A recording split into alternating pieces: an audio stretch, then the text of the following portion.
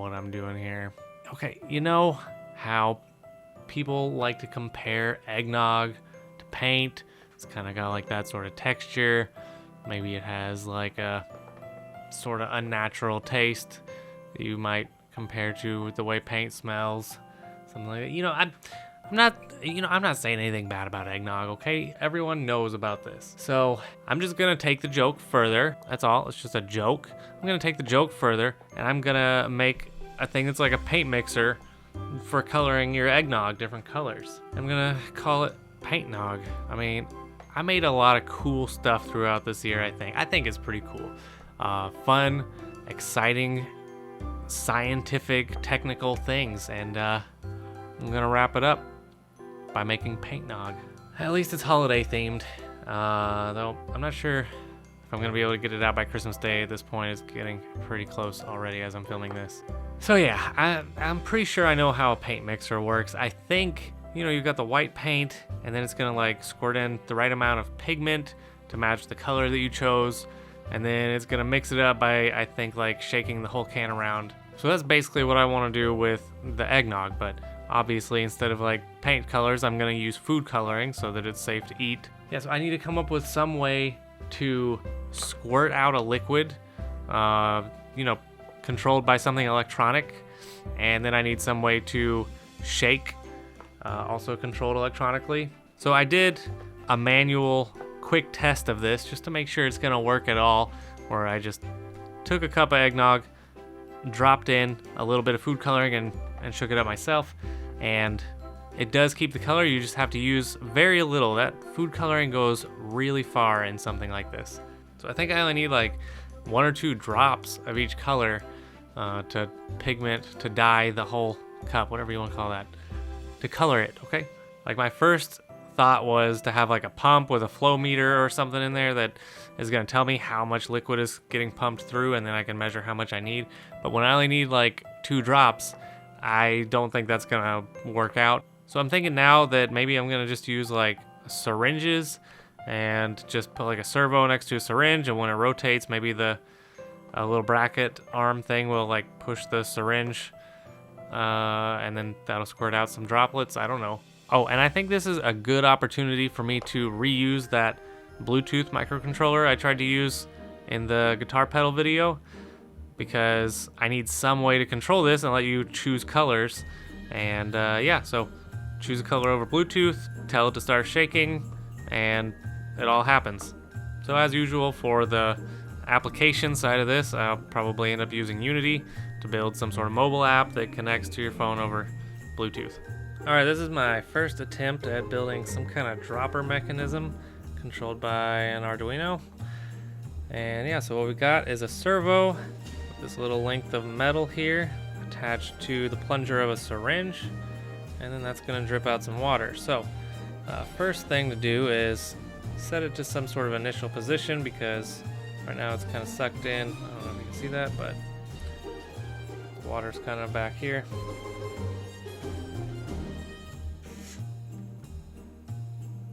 Okay, so now there's pressure. And over here I've got a button, and every time I tap it, it's gonna rotate the servo by 2 degrees, and that should push out some droplets of water. So, let's give it a test. I don't know if the mic's gonna pick up the sound of me clicking the button, so I'm just gonna let you know when I click it, but here we go. Alright, I'm gonna press the button now. Again. Again. Again. Again. Again. Again.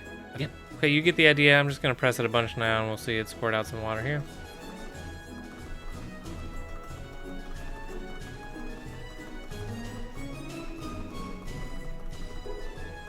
Anyway, when it gets to 0 degrees, well, I can't squirt out any more water, so you gotta refill your syringe and start over. So we'll just reset by pressing and holding the button, and then you can slide out the syringe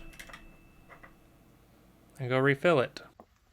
I came out here to build this thing, and this shop is just, at the beginning of the year, when I started working on videos for this channel, I cleared out the whole shop, cleared off the workbench, got everything nice, and then I never did that again. And so this is basically a year worth of junk piling up. Stuff from the, I think that's from the Frisbee launcher stuff. Got some of this tubing stuff from the animatronic hand. I mean, it's not just the bench even. I mean, like, I can't even move in the whole shop. Everything's just accumulating in here. I can't even get to the door in a straight line. I gotta move stuff out of the way. That half of the bench is just stuff piled up. Can't even use it.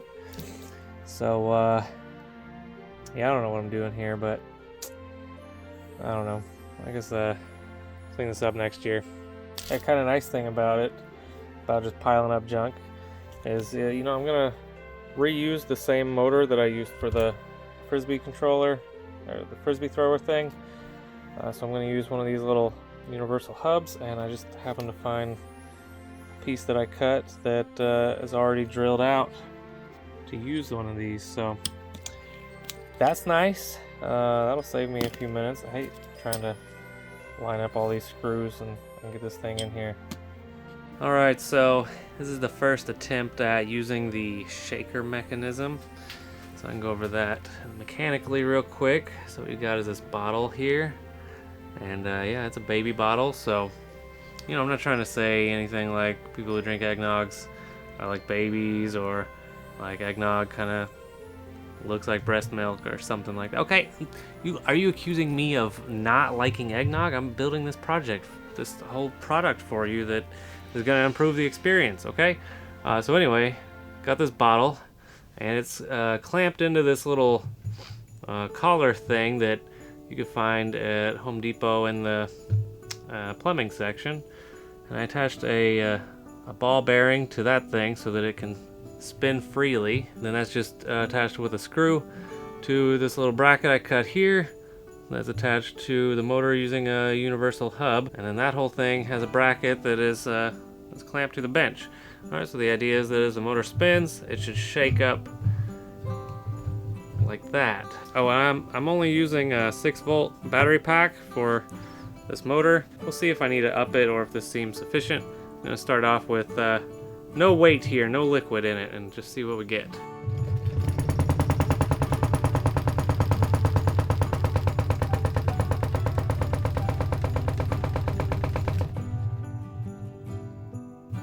Alright, well, I think that would probably shake it, but that's not exactly what I was hoping for. You know, I was hoping for this kind of motion. Let me see if I put some water in there, what we get. Just a sec. Okay, so I've got some water in here. I'm even gonna add a couple drops of food coloring so I'll get some idea of how well mixed it is after doing this.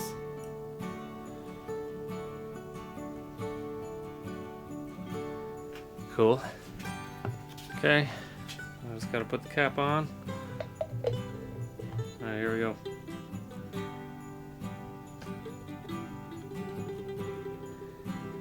Huh. Too heavy. Alright, well, I've just jumped from 6 volts straight to 20 volts using that DeWalt drill battery, and I didn't adjust anything in the code controlling like the PWM speed of the motor, so I'm a little bit nervous, but that's the nice thing about Bluetooth, you know, you can kind of stand back.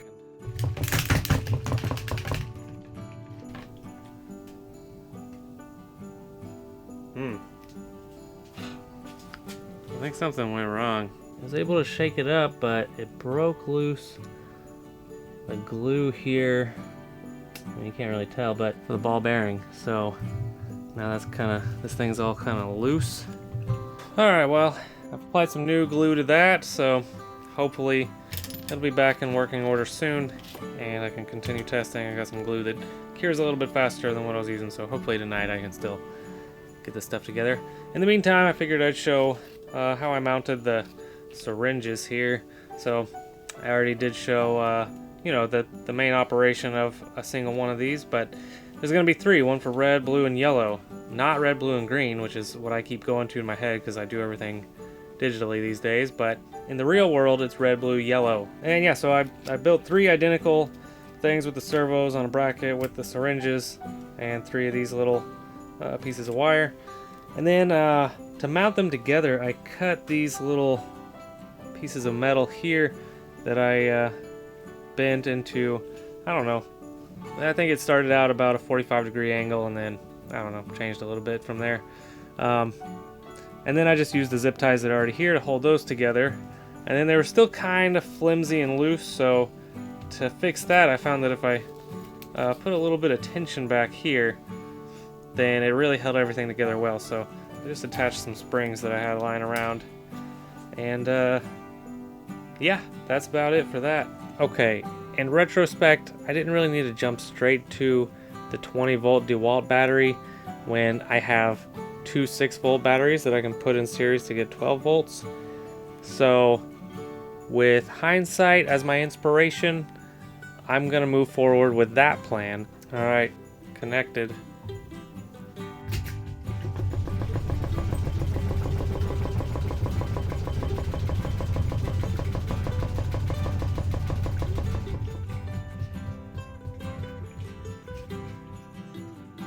I think that was still a bit much considering that it bent the whole screw, but we were closer, right? Okay.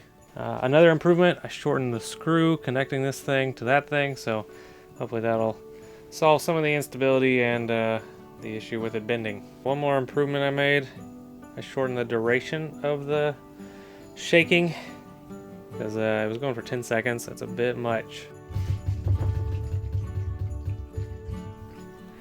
Okay, you know, it doesn't do what I wanted it to do. It spins the whole bottle around. And it really struggles even at doing that. But I guess that's where we're at, and that's what we're going with right there. I guess there's a reason that drink mixers are not usually things that shake the cup around. It's usually like a blender or something that stirs the liquid inside without having to move the whole thing, because yeah, it's not very safe. Are you tired of this happening to you? Are you tired of being accused of drinking paint, but it's not even colorful? Now you can enjoy a paint-flavored beverage in color, PaintNog. Just load in the food coloring, pour the nog into the special mixing cup, and select from one of the limitless 8 colors on the PaintNog app. PaintNog will automatically mix the right amount of food coloring into your nog to achieve the color you want. It just takes a drop, or maybe like 12 drops if you buy cheap food coloring from Amazon. Then just press the mix button on the app to start mixing.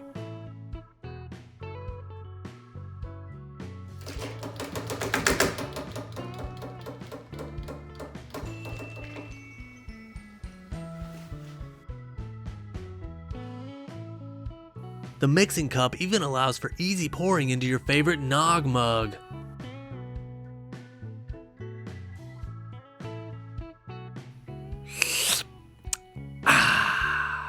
Now you can enjoy eggnog in a way that matches your personality.